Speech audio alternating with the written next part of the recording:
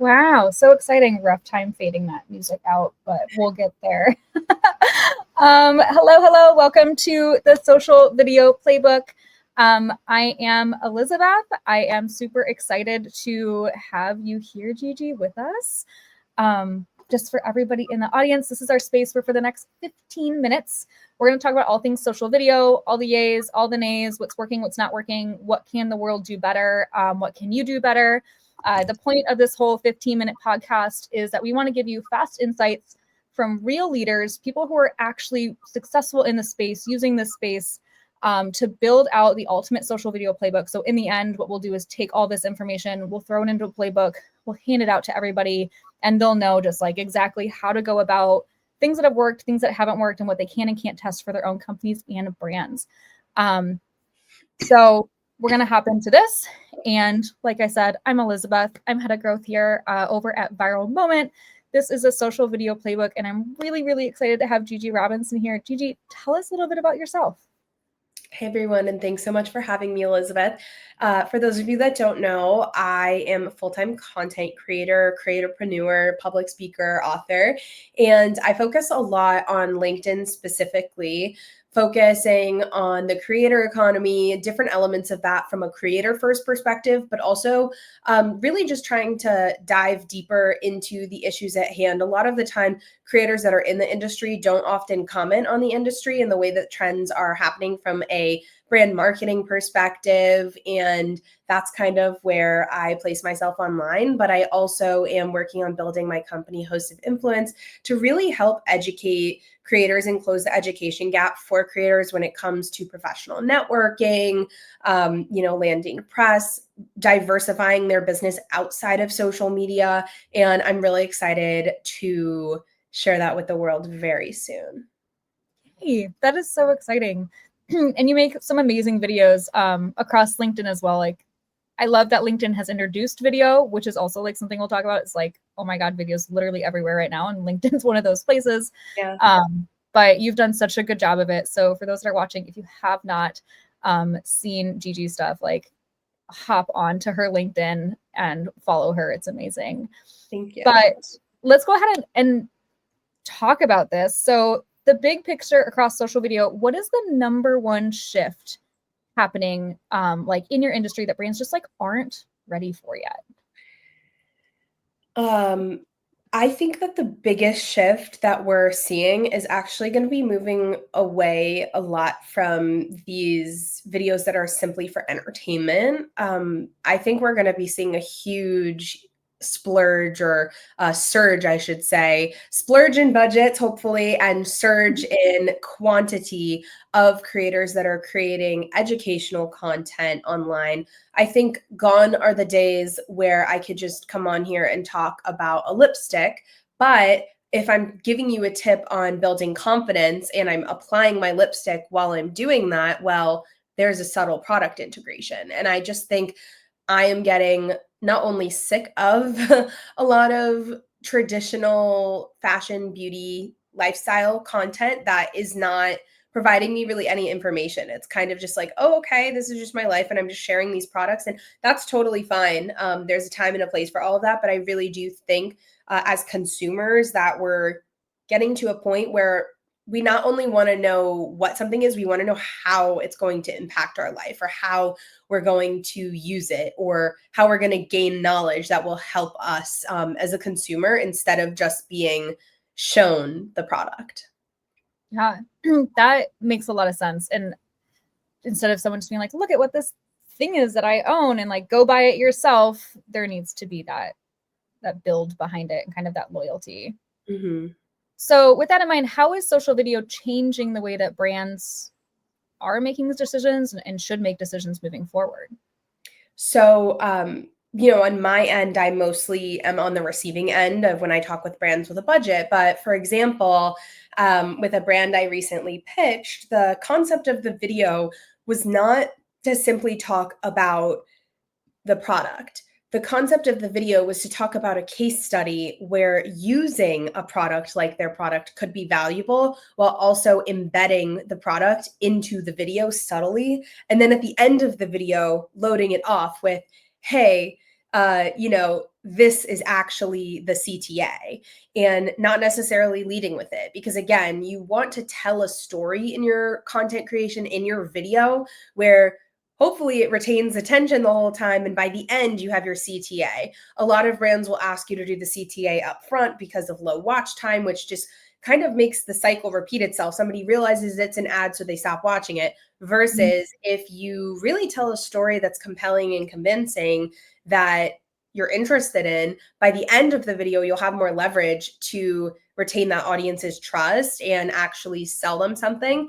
And the project that I'm working on, and it's not unique, because also this other brand that I worked with, I actually posted a video on my LinkedIn page. It was a partnership with HeyGen, which is an AI video software. And I was talking about how I personally love testing new kinds of products and tech to improve my workflow.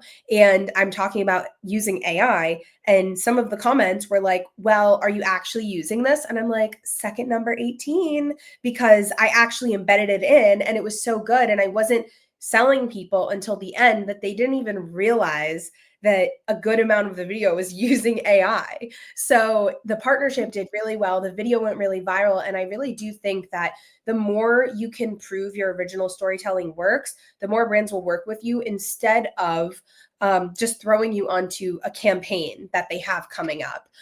So I would encourage anybody who's trying to position themselves for partnerships to always pitch a unique original idea and ask for budget, because there are budgets for that. It's not just for, XYZ campaign.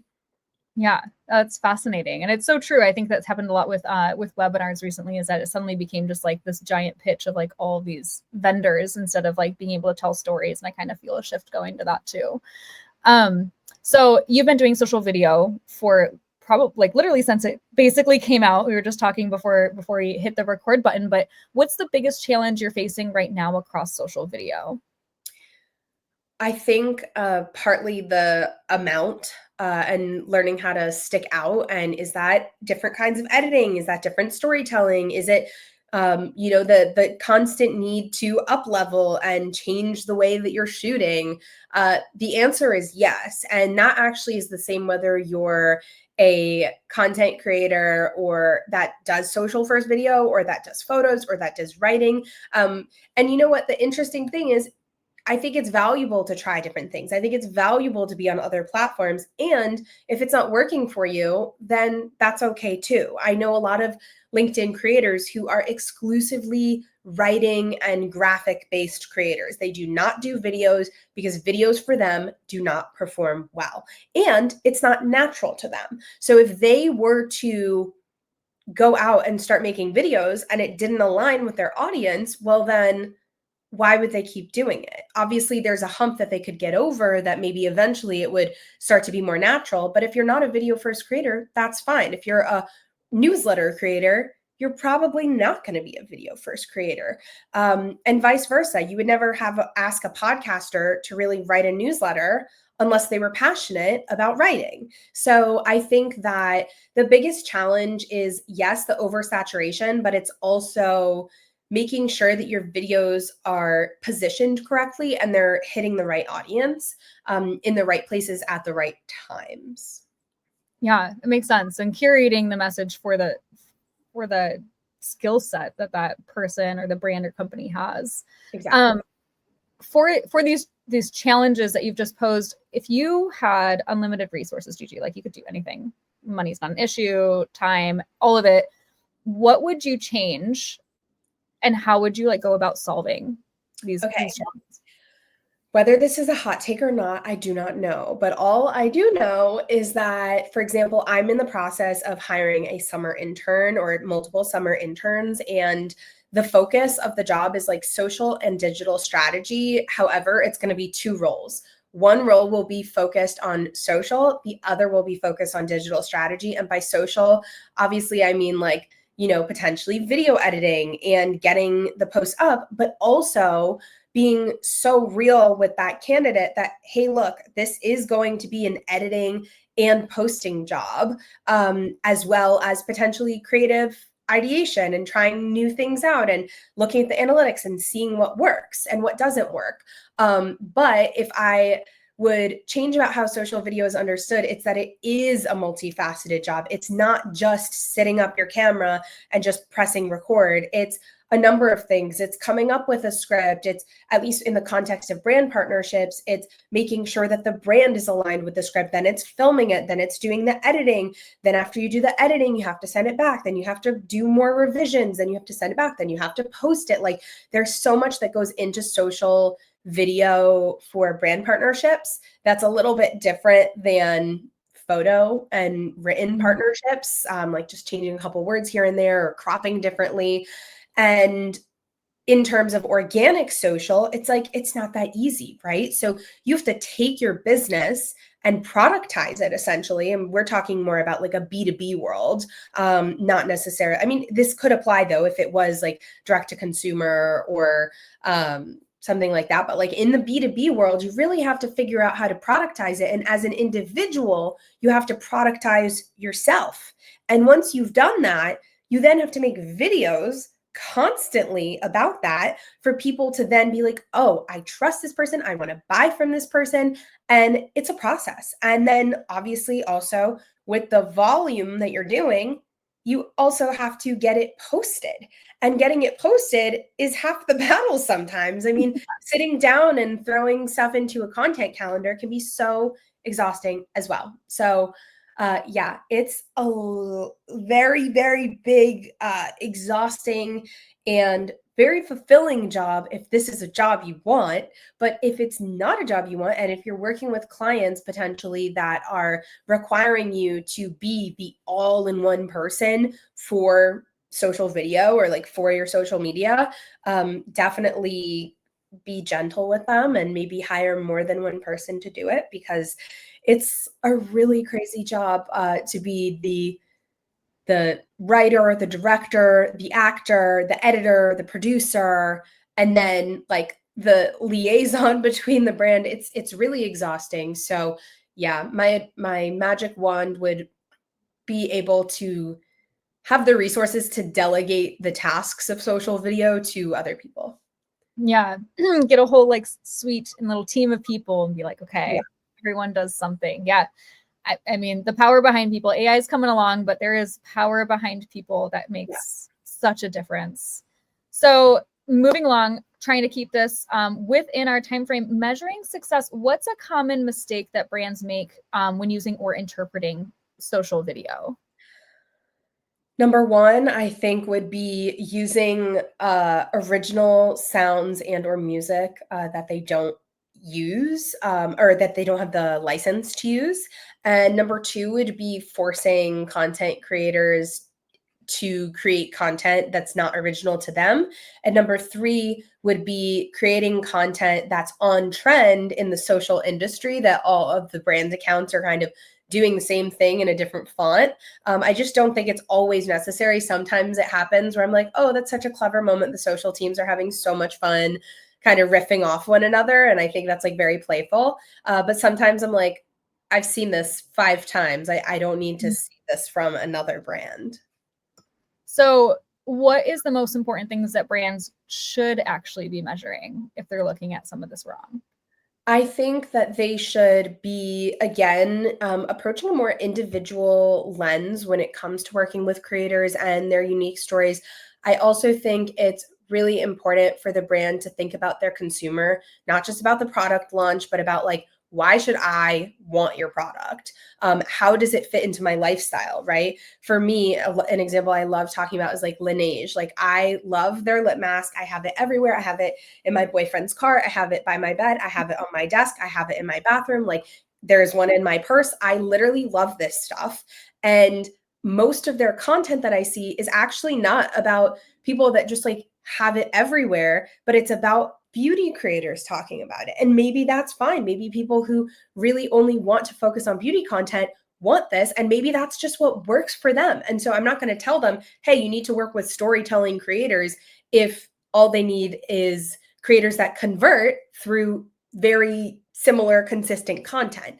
So I really think it depends on the brand and what their goals are. And if they wanted to do a specific campaign that was more about awareness and product market fit for entrepreneurs who don't want chapped lips because they talk all day, me, maybe then they work with someone like me, but they're most likely not going to do that because that's not necessarily their everyday customer.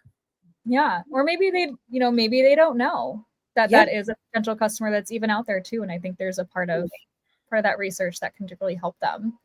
Yeah.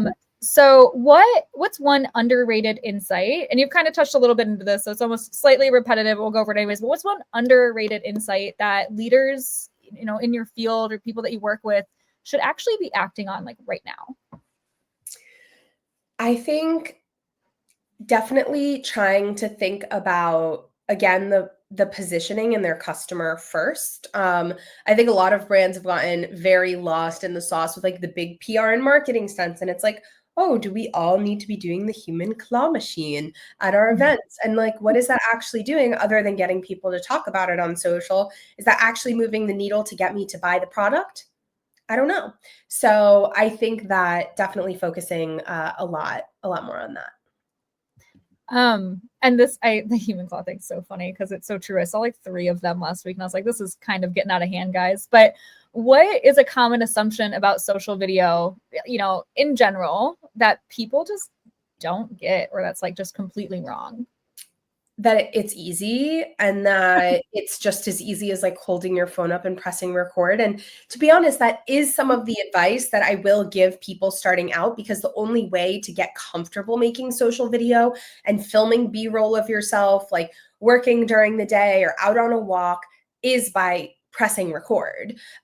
There's no way to get around that. Like, if you want to make video, you have a tool to make video, open the phone and start recording. Now, learning editing, learning how to post, like when to post, what your audience is if you've never posted before, that's going to be hard, and that's going to change over time as well. Yeah. So don't expect just your first try to like actually be the best studio produced video ever. Yeah. But start. Don't expect that. But sometimes people post an account, like something on their account, and it blows up the first time they post it. So you never really know. So to make your life easier as a social video creator, if you were to get one thing in 2025, in the next handful of months here, that would make social video easier for you and your business, what would that one thing be? I think, and it's hard to say because I think you can't really replace like a video editor with a software or a solution. And I think potentially like video editing software that would be helpful, and or an easier automation. I don't know what it is, but I feel like sometimes these social media cross posting on the platform thing, they can be very confusing and overwhelming. And so honestly, like, I just want an app where I can put it on my phone and I can just like literally press one thing and then it's all uploaded everywhere, and like it's easy. Like, for me, it's just such a challenge to go in and trust an app to do something. So yeah, maybe some kind of cool like streamlining software, but I know it exists. That's the thing. So yeah, just have to find it, try it. Yeah, I've tried, and I've tried a lot of them. So the fact that I'm still resistant to it, I don't know if it's that I just haven't found the right fit, maybe. Yeah, could be. Well, if I hear of anything, I will absolutely toss it your way. Gigi, thank you so much for your time today. I really, really appreciate it. Gigi's an amazing content creator. Follow her on LinkedIn. Her link is scrolling across the bottom here. Any last words before we head out on our day? No, thank you. I know this is like 5 minutes over, but I'm a certified yapper. That is my job. So hopefully you guys stick around for the extra 5 minutes of this. But yeah, thank you so much for having me. Yay, awesome. Well, it was great to have you. We'll chat soon. Bye, everyone.